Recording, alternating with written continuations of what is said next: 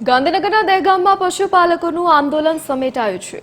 પશુપાલકોના પ્રશ્નોના નિરાકરણ માટે બાંહેધરી મળતા આંદોલન સમેટાયું છે। પશુપાલકો ઉત્તમ ડેરીમાં જ દૂધ ભરાવશે। સહકાર મંત્રી જીતુ વાઘાણી સાથે બેઠક બાદ નિર્ણય લેવામાં આવ્યો છે। દહેગામ પશુપાલકોની સંકલન સમિતિ દ્વારા નિર્ણય લેવાયો।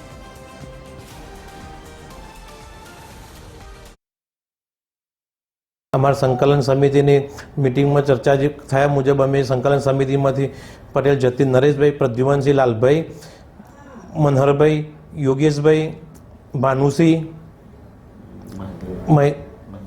મહેન્દ્રભાઈ એ બધા હતા અને અમને રજૂઆત કરવામાં આવી અને અમારા સહકાર મંત્રી જીતુભાઈ વાઘાણી સાહેબે કે જે ત્યાં એમના રૂબરૂમાં મોહનબેન બોલાવેલ અને જે ચર્ચા કરી અને જે અમારા પ્રશ્નો હતા એના લેખિતમાં એમને બી જવાબદારીએ કીધું કે બોયદરી અને મધ્યસ્થી તરીકે જીતુભાઈએ કીધું કે આમાં કોઈ પણ તકલીફ પડે તો હું તમારી જોડે અડધી રાતે બેઠો છું એવું અમને ભાજપના સંગઠને કીધું અને સહકાર મંત્રી સાહેબે કીધું એટલે અમે આટલાથી આંદોલન પૂર્ણ જાહેર કરીએ છીએ અને મારી માગણીઓ સ્વીકારેલ છે। પશુપાલકોની જે માગણી અને લાગણી હતી એ પણ સાચી હતી અને સંકલન સમિતિની આજે અમે મંત્રી શ્રી જીતુભાઈ વાઘાણીને મળ્યા હતા।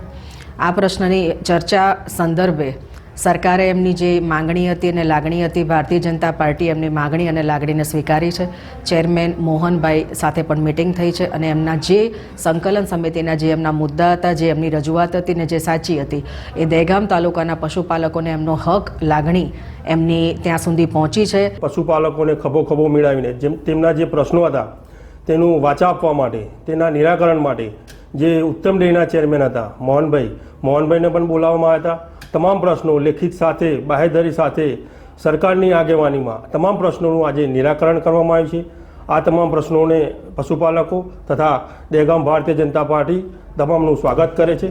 સાથે આગળનું જે એમનું આંદોલન હતું આજે તેમને મીડિયા સમક્ષ તેને પૂર્ણ જાહેર કરે છે